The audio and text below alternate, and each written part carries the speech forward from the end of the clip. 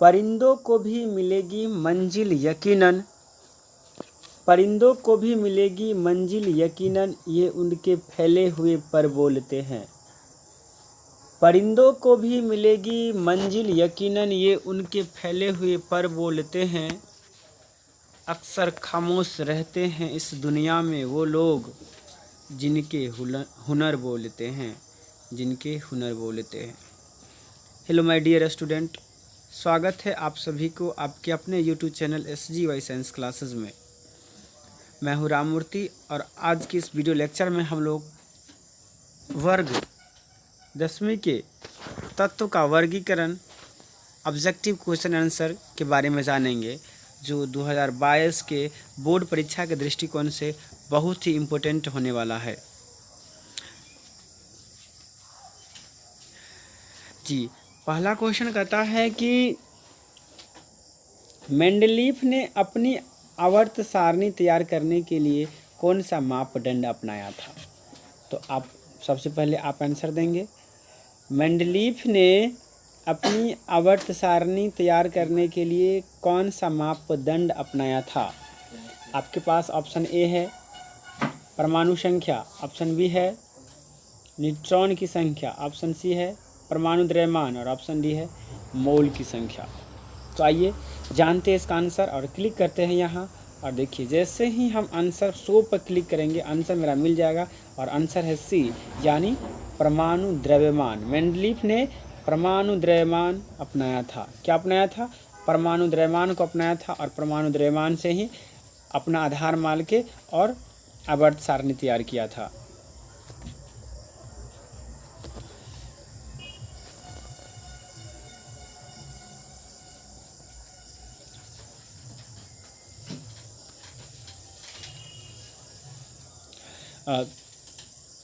अगला क्वेश्चन है, कहता है कि आवर्त सारणी के समूह में ऊपर से नीचे जाने पर संयोजकता इलेक्ट्रॉन संख्या है, पर संयोजकता इलेक्ट्रॉनों की संख्या है। यानी आवर्त सारणी में जब हम लोग ऊपर से नीचे की ओर आते हैं तो संयोजकता में क्या प्रभाव पड़ता है। तो इसको जानने के लिए सबसे पहले हम लोग आपको ऑप्शन बतला देते हैं। सबसे पहले कहता है कि स्थिर रहती है, दूसरा कहता है बढ़ती है, तीसरा कहता है घटती है, चौथा कहता है कभी बढ़ती है कभी घटती है। तो आप जल्दी से बतलाएंगे, उसके बाद मैं अपना आंसर दिखाऊंगा। जी, तो चलिए देखिए, ऑप्शन है ऑप्शन है ऑप्शन है, यानी ए, यानी स्थिर रहती है। क्या रहती है बच्चों? स्थिर रहती है, यानी ऊपर से नीचे जाने पर क्या रहती है? स्थिर रहती है। जी, अगला क्वेश्चन है। अगला क्वेश्चन कहता है कि आधुनिक आवर्त सारणी में बाएं से दाएं ओर जाने पर परमाणु की साइज यानी आकार में क्या होता है। ऑप्शन ए है कहता है बढ़ता है, ऑप्शन बी है घटता है, ऑप्शन सी है अपरिवर्तित रहता है और ऑप्शन डी है इनमें से कोई नहीं। जल्दी बताएंगे, जल्दी जल्दी। चलिए यहाँ देखिए आंसर क्या आता है। तो आंसर कहता है बी, यानी घटता है। क्या होता है? घटता है। यानी ऑप्शन आपका सही क्या है? बी ऑप्शन सही है। हाँ जी, अगला क्वेश्चन कहता है कि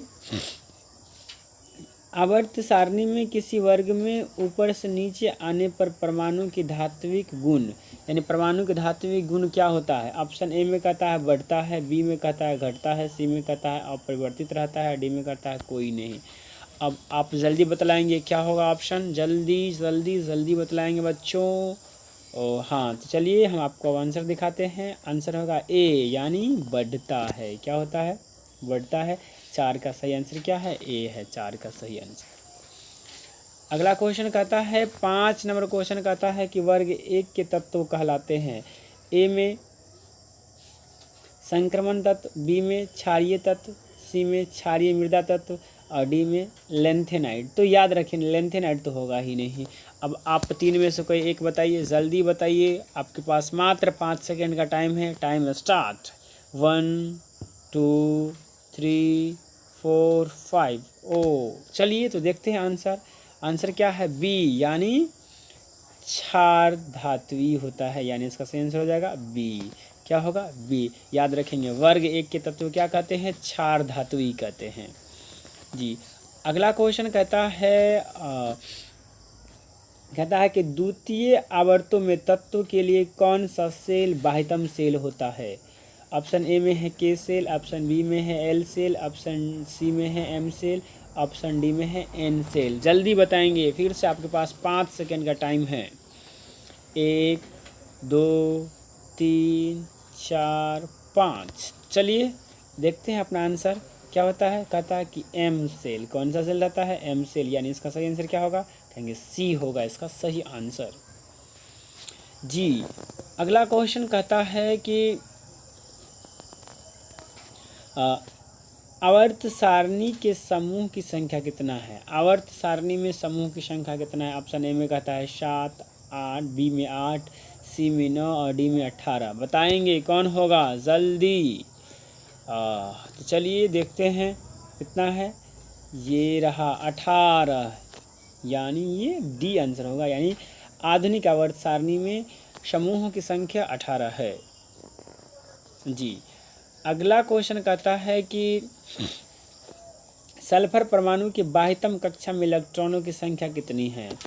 जल्दी बताएंगे जल्दी। ऑप्शन ए में है 4, ऑप्शन बी में है 5, ऑप्शन सी में है 6, ऑप्शन डी में है 7। क्या होगा जल्दी। आपके पास मात्र 5 सेकेंड का टाइम है और टाइम शुरू हो रहा है। 1 2 3 4 5। चलिए आंसर देखते हैं। ओ मुबारक हो, आंसर है सी। यानी कितना होता है? 6। यानी 8 का क्या होगा? 6। जी अगला क्वेश्चन की ओर बढ़ते हैं हम लोग। कहता है कि आवर्त सारणी में आधुनिक आवर्त सारणी के वर्ग 11 के तत्व कहलाते हैं। ऑप्शन ए में है धात्वी, ऑप्शन बी में है हाइड्रोजन, ऑप्शन सी में है क्षारीय, ऑप्शन डी में इनमें से कोई नहीं। चलिए जल्दी जल्दी जवाब दीजिए, जल्दी जवाब दीजिए जल्दी। आपके पास सिर्फ 5 सेकेंड का टाइम है। Time is start now. 1 2 3 4 5। ओ तो चलिए देखते हैं अपना आंसर क्या आता है। तो आंसर है ए, यानी मृदा धात्वी कहलाता है। क्या कहलाता है? वर्ग 11 मृदा धात्वी कहलाता है। जी अगला क्वेश्चन है क्वेश्चन नंबर 10 की ओर हम लोग प्रस्थान कर गए हैं। और क्वेश्चन 10 कहता है कि चतुर्थ आवर्तों में तत्वों की संख्या है। ए में है 18, बी में है 7, डी में है सी में 17 और डी में है 28। तो चलिए अपना आंसर देखते हैं। आंसर कितना है? ओ मुबारक हो, 18। यानी चतुर्थ आवर्त सारणी आवर्त में कितना संख्या? 18। यानी 10 का हो जाएगा ए।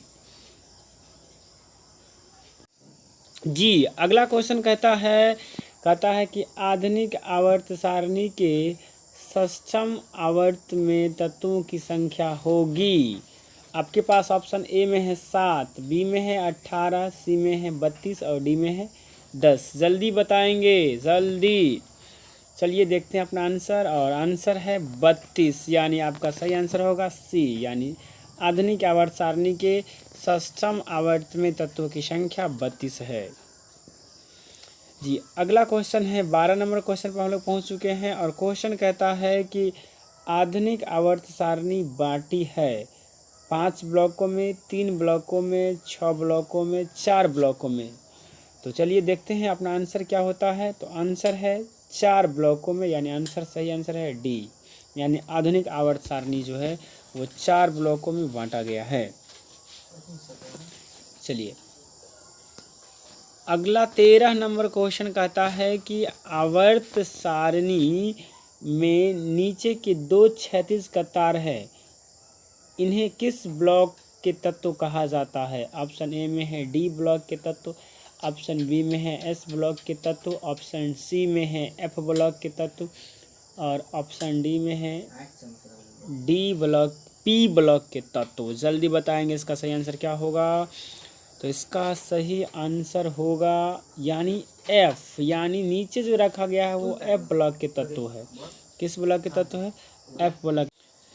एफ ब्लॉक के तत्व है। जी अगला क्वेश्चन कहता है कि आवर्त सारणी में बाएं से दाएं ओर जाने पर तत्व की संयोजकता ए में बढ़ती है, बी में घटती है, सी में अस्थायी रहती है, डी में कोई नहीं। तो ये देखते हैं आंसर क्या कहता है। तो आंसर कहता है बढ़ती है, यानी बाएं से दाएं ओर जाने पर संयोजकता क्या होती है? बढ़ती है। संयोजकता क्या होती है? बढ़ती है जी। अगला कहता है कि 1 पिकोमीटर बराबर होता है। ऑप्शन है 10 के पावर -12 मीटर, 10 के पावर -10 मीटर, 10 के पावर 12 मीटर और 10 के पावर -6 मीटर। तो आंसर देखते हैं। ओ मुबारक हो, आंसर है 10 के पावर -12 मीटर, यानी 15 का आंसर हो जाएगा ए जी। अगला 16 नंबर क्वेश्चन कहता है कि अक्रिय तत्व कौन है?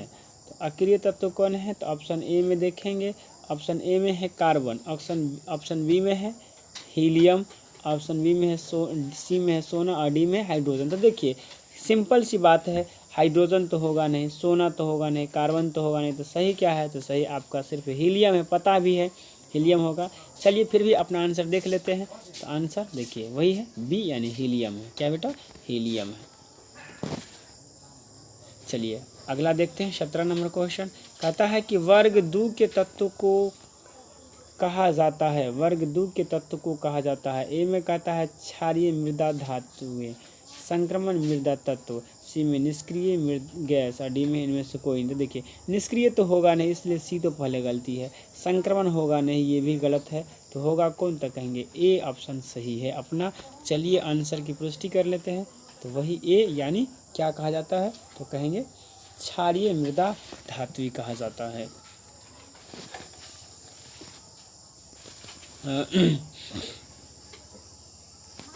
जी। कहता है कि वर्ग 17 के तत्व कहलाते हैं।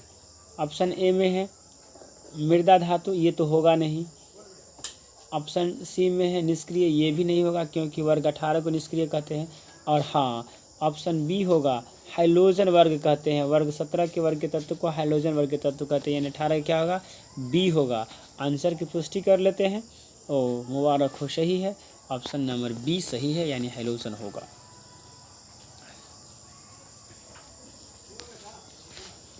आगे कहता है कि वर्ग 1, 2 और 3 से वर्ग 17 तक के सभी तत्व कहलाते हैं। ऑप्शन ए में है पिनोकोजेन, ऑप्शन बी में है चेकोजेन, ऑप्शन सी में है प्रतिनिधि तत्व और ऑप्शन डी में है क्षारीय। तो जल्दी से बताएंगे। आंसर हम लोग चेक करते हैं। इसका सही आंसर है प्रतिनिधि तत्व, यानी ऑप्शन कौन सही होगा? प्रतिनिधि तत्व जी। अगला क्वेश्चन कहता है कि जो वर्ग 1 और 2 के तत्व को कहते हैं S block, P block, D block और एफ ब्लॉक। देखिए एफ और डी ब्लॉक होगा नहीं, पी ब्लॉक भी नहीं होगा, तो होगा कौन? तो कहेंगे एस ब्लॉक के तत्व होगा। चलिए आंसर की पुष्टि कर लेते हैं। इसका सही आंसर है, मुबारक हो, ए आंसर सही है, यानी 20 का हो जाएगा एस ब्लॉक। आंसर ए सही हो जाएगा जी। 21 नंबर क्वेश्चन कहता है कि वर्ग 13 से 18 तक के तत्व किस ब्लॉक में आते हैं? वर्ग 13 से 18 तक के तत्व किस ब्लॉक में आते हैं? जी। ऑप्शन ए में कहता है डी ब्लॉक में। तो देखिए डी ब्लॉक तो होगा नहीं, एफ ब्लॉक तो नीचे रहता, ये भी होगा नहीं, तो होगा कौन? देखिए कोई ना कोई ब्लॉक होगा, तो डी भी नहीं होगा, तो होगा कौन? तो कहेंगे सी, यानी पी ब्लॉक में है। ऑप्शन देखिए क्या है, ऑप्शन देखते हैं। ओ सही आंसर, यानी सी। 21 का क्या हो जाएगा? सी जी। 22 नंबर क्वेश्चन कहता है कि किसी समूह में स्थित सभी तत्वों की संयोजकता इलेक्ट्रॉन की संख्या होती है। कहेंगे समान और समान दोनों, कोई नहीं। देखिए जैसे ही सभी तत्व एक के ही समूह में है तो इसके संयोजकता इलेक्ट्रॉन की संख्या क्या होगा? तो कहेंगे समान होगा, यानी 22 का सही कौन होगा? ए। वैसे अपने आंसर की पुष्टि कर लेते हैं। तो यहाँ देखिए ऑप्शन ए सही है, यानी 22 का आंसर हो जाएगा ए, समान रहता है। अगला क्वेश्चन देख लेते हैं। फिर वही बातें कहता है कि वर्ग 3 से लेकर 12 तक के तत्व को कहते हैं प्रतिनिधि। देखिए प्रतिनिधि तो 1 से लेकर 17 तक गया था। संक्रमण जी, संक्रमण, और ये क्या है? मृदा। तो मृदा होगा नहीं, प्रतिनिधि होगा नहीं, तो होगा कौन? तो कहेंगे बी, संक्रमण होगा। कौन होगा? संक्रमण होगा। चलिए अपने आंसर की पुष्टि करते हैं। तो वही है बी, यानी संक्रमण तत्व कहलाता है। 3 से लेकर 12 तक के तत्व क्या कहलाता है? संक्रमण तत्व कहलाता है, यानी सही आंसर है बी, आंसर सही है जी। अगला क्वेश्चन कहता है कि आवर्त सारणी के समूह में ऊपर से नीचे की ओर जाने पर कोषों की संख्या यानी कक्षाओं की संख्या स्थिर रहता है, घटता है। तो देखिए, ना तो स्थिर रहेगा, नहीं घटेगा। घटेगा कैसे? जैसे परमाणु संख्या बढ़ रहा है तो कक्षा की संख्या क्या होगा? बढ़ेगा, यानी ऑब्वियसली आंसर कौन सी है? तो कहेंगे आंसर सही है सी, यानी ऑप्शन नंबर सी सही है। सी ऑप्शन नंबर सही, यानी बढ़ता है। चलिए वैसे अपने आंसर की पुष्टि कर लेते हैं। तो देखिए आंसर सी सही है, यानी बढ़ता है। अगला क्वेश्चन कहता है क्लोरीन के परमाणु के बाह्यतम कक्षा में इलेक्ट्रॉनों की संख्या होती है। तो देखिए क्लोरीन में कितना होता है? 5 तो होता नहीं है, 6 भी नहीं होता है, 8 भी नहीं होता, तो कितना होता है? तो कहेंगे 7 होता है, यानी 25 का हो जाएगा आंसर सी। बिल्कुल सही, आंसर सी होता है। आगे देखिए, फिर वही बातें कहता है कि किसी आवर्त सारणी में बाईं ओर से दाईं ओर बढ़ने पर कोषों की संख्या, देखिए बायां से दायां जाएंगे तो इलेक्ट्रॉन की संख्या बढ़ेगा, तो कोष्ठक की संख्या भी क्या होगा? तो कहेंगे बढ़ेगा, यानी ऑप्शन ये सही है जी। सॉरी, लेकिन इसमें स्थिर रहता है, यानी ऑप्शन सी सही है इसका। हाँ, आवर्त सारणी में धातु किस ओर स्थित होता है? जी, कहता है कि आवर्त सारणी में धातु किस ओर स्थित रहता है? तो याद रखेंगे आवर्त सारणी में धातु बाईं ओर स्थित रहता है। किस ओर स्थित रहता है? बाईं ओर स्थित रहता है। वैसे आंसर देख लेते हैं, तो आंसर वही है ए, बाईं ओर स्थित रहता है जी। अगला क्वेश्चन कहता है कि आवर्त सारणी में अधातु किस ओर स्थित रहता है? तो देखिए धातु अगर बाईं ओर है तो अधातु दाहिना ओर होगा। इसका आंसर क्या होगा? ए। तो आंसर देखते हैं, बिल्कुल सही, आंसर ए सही है। अगला क्वेश्चन देखिए, कहता है कि दूसरे आवर्त में कितने तत्व हैं? दूसरे आवर्त में कितने तत्व हैं? ऑप्शन ए में कहता है 2, ऑप्शन बी में कहता है 8, ऑप्शन सी में कहता है 18, ऑप्शन डी में कहता है 20। तो देखिए 2 तो होगा नहीं, 18 तो होगा नहीं है, और 32 भी नहीं होगा, तो कौन सही है? बी ऑप्शन मेरा सही है। आइए आंसर चेक कर लेते हैं। बिल्कुल सही बात, बी, यानी 8 होता है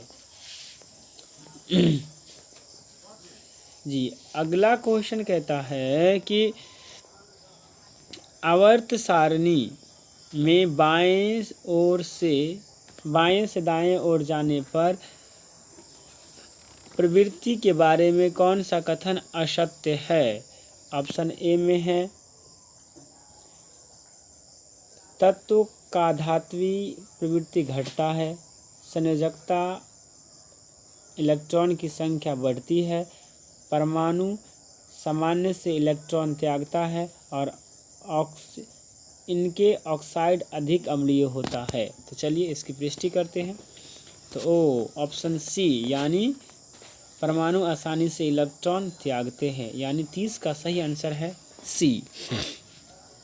तो माय डियर स्टूडेंट, शायद ये वीडियो बहुत लंबी हो गई है, और हम चाहते हैं कि आप छोटे छोटे वीडियो से ही पूरे केमिस्ट्री को सीख सके, इसलिए हम अपनी पाठशाला को आज यहीं ख़त्म करते हैं।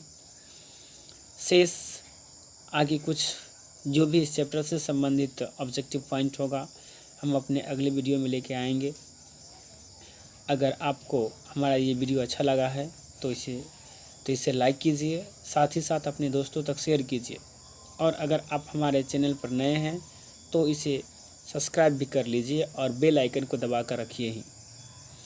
माय डियर स्टूडेंट्स, आप कभी भी कहीं भी बैठिए तो कॉपी कलम अपने साथ लीजिए, क्योंकि वीडियो में देखी गई बातें हो ना हो आप याद रख सके या ना रख सके, लेकिन जब आप इस बात को कॉपी पर कलम की सहायता से लिख लेंगे तो वो आपकी कॉपी पर लिखा जाएगा और आप आसानी से उसे रिवीजन कर सकते हैं। तो हम विदा लेते हैं आपसे। तो जय हिंद, जय भारत।